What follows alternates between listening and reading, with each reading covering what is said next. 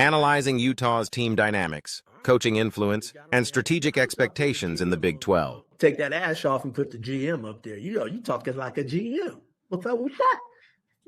You see that? All right, let's move on, man, to this team. And I know Utah.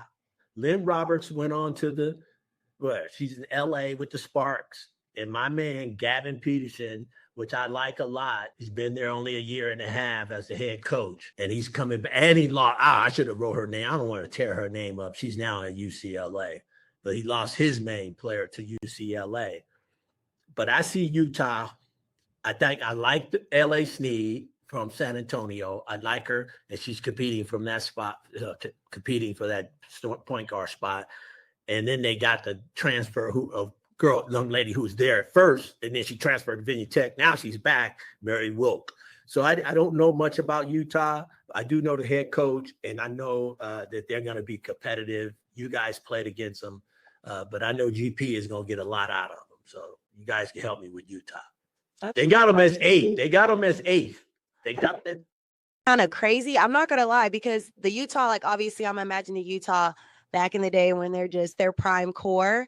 And again, it's all about the pieces. At the end of the day, that coach was the assistant coach there. So it's not like there's going to be something crazy or anything. They're going to stay with the same system. They're going to probably stay with the same tools that they've had. It's all about the pieces all coming together.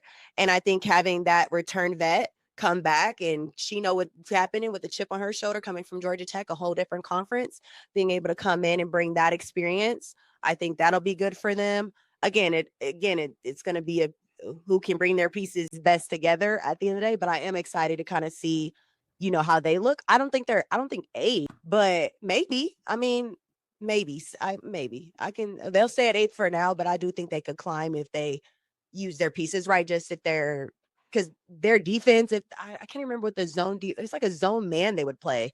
I remember watching very long guards that they would use. If they're able to get back to that and get transition buckets on top of be able to shoot the ball well, I think they'll be able to climb. All right. Good stuff. Yeah. Yeah, I see them. I'm not mad at them being at 8, honestly. Playing against them last year, like, again, they went through a similar transition period as Colorado, but they lost their head coach. They lost Alyssa Peely. They are going into the Big 12. So again, it's going to be similar growing pains. Like, it's different. But I know that they kind of brought some pieces, but they're going to need to find their top dog. So yeah, I'm not mad at them at 8. All right. I got to make a correction too. Ash, I was talking about our girl from Dallas. I think we put her on Arizona State. She's actually the assistant head coach at Arizona. So I want to make a correction on